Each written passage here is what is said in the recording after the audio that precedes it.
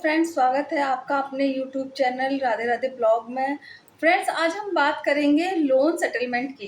Loan settlement process के बारे में। देखिए, अगर आपने किसी भी बैंक या फाइनेंस कंपनी से लोन लिया हुआ है और वो लोन एनपीए हो गया है, अगर आप सेटलमेंट कराने की सोच रहे हो तो यह वीडियो आपके लिए बहुत ही ज़्यादा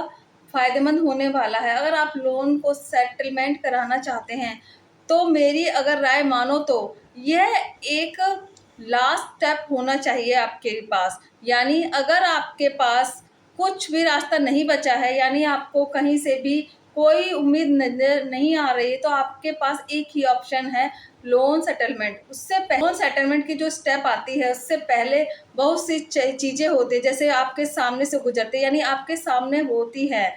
उसमें आप अलग कुछ कर सकते हो तो पहले वो कर लेना चाहिए। अगर उसमें आपको सफलता नहीं मिल रही है तो आप उसके सेटलमेंट प्रोसेस पर आना चाहिए। देखिए, जब भी आप लोन लेते हैं और आप उसकी लोन की ईएमआई टाइम से भरते रहते हैं, लेकिन कुछ समय बाद या कुछ सालों बाद आपकी नौकरी कर रहे हो या फिर बिजनेस कर रहे हो या व्यापार कर रहे हो तो उसमें कोई परेशानी आ जाती है, जिसकी वजह से आप उस लोन की ईएमआई नहीं भर पाते हो। तो देखिए, जब भी आपको एहसास हो जाए कि मेरी जॉब चली गई है, अब मैं आगे किस्त नहीं भर पाऊँगा, फिर या मैं व्यापार में नुकसान हो रहा है, तो मैं किस्त नहीं भर पाऊँगा, तो आप उसी वक़्त तुरंत ही जो बैंक है उसके पास चले जाइए और एक रिक्वेस्ट दे दिए, बैंक को एक एप्लीकेशन दे दिए, भाई प्रोजेक्ट स्थिति में है कि मैं ईएमआई भरने में समर्थ नहीं हूँ, तो मेरे जो लोन है उसकी या किस्त है उसको तो समय दिया, या फिर अगर उसकी किस्त नहीं भर पाते हो,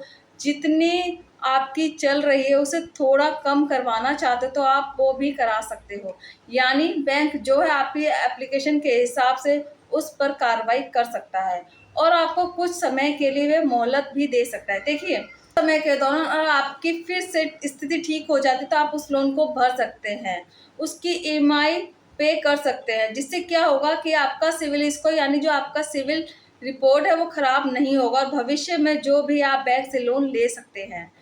मान लीजिए आपका लोन जो है बैंक ने मोहलत दे दी और फिर भी अगर आपकी नौकरी या व्यापार में कोई भी समस्या थी वह सही नहीं हुई है, तो आपको लोन लास्ट में क्या होगा कि जब भी आपकी जो लोन की ईएमआई बाउंस हो जाएगी, 3 ईएमआई को आपको लोन जो है बाउंस हो जाएगा, उसके बाद बैंक आपको नोटिस भेजेगा उसको ठीक करने के लिए। अगर उस तक भी आपके पास कहीं से पैसे नहीं आते हैं तो आप जितनी भी ईएमआई बाउंस हुई है उतना भर कर दोगे तो आपका लोन वापस से एनपीए से ठीक हो जाएगा और वापस से आप सिविल रिपोर्ट वो ज़्यादा खराब नहीं होगा। लेकिन मान लीजिए करें ना हो, आपके व्यापार ठीक ना हो पाए या फिर आपकी नौकरी ना लगे, तो देखिए फिर इस कंडीशन में फिर आपके पास पैसे ही नहीं होंगे तो आप लोन जो है वो कैसे चुकाएंगे, कैसे भर पाएँगे? और बैंक आपको बार-बार नोटिस भेजेगा कि आपके जो लोन हैं वो आपको ठीक कर लीजिए। लेकिन आप जो हैं निराश हैं, निराश हो चुके हैं, आपके पास कोई ऑप्शन नहीं है, कहीं से पैसे नहीं मिल रहे होंगे। तो इस कंडीशन में जो है वो लास्ट ऑप्शन जो आता है वह आता है लोन सेटलमेंट का। जब आपको लोन सेटलमेंट के लिए जाना चाहिए, देखिए, कभी भी बैंक से बात करें जब भी तो आगे से नहीं कहें कि मुझे लोन सेटलमेंट करना है, क्योंकि अगर आप आगे से कहेंगे तो उसमें बैंक आपको ऐसा लगता है कि यह व्यक्ति जानबूझकर अपने लोन को सेटलमेंट कराना चाहता है और जानबूझकर यह लोन की ईएमआई नहीं भर रहा है। तो कभी भी आप यह गलती नहीं करेंगे। बैंक ही आपको आगे से ऑफर देगा कि आप अपने सेटलमेंट करवा लें। तो बैंक जब भी ऑफर देता है तो सबसे पहले वो जो है आपके नॉर्मल जो ब्याज होता है, जो चार्ज होते हैं, जो पेनल्टी होती है उसको हटा देता है और उसके बाद जो भी पैसा बचता है उतने पैसे में वह आपको सेटलमेंट का ऑफर देता है। लेकिन देखिए, जैसे-जैसे आपका लोन को टाइम बीतता जाता है, यानी आपका लोन जितना पुराना होता जाएगा, जितना ज़्यादा पुराना वो एनपीए अकाउंट होता है, उतना ही ज़्यादा उसमें जो छूट मिलने की संभावना ज़्यादा रहती है। तो जिस भी व्यक्ति का जो भी पुराना लोन है, मान लो किसी व्यक्ति के लोन को 5 साल हो गए, 6 साल हो गए, 8 साल से पुराना जो लोन जो सिविल खराब चल रहा है, तो उसे सेटलमेंट की जो भी संभावना है वो बहुत कम पैसों में होने की रहती है। यानी वो 20% 30% के अंदर ही वह लोन सेटलमेंट हो सकता है। लेकिन अगर आपके लोन ज़्यादा समय से खराब नहीं, यानी साल भर ही बीता है, साल के अंदर ही आपका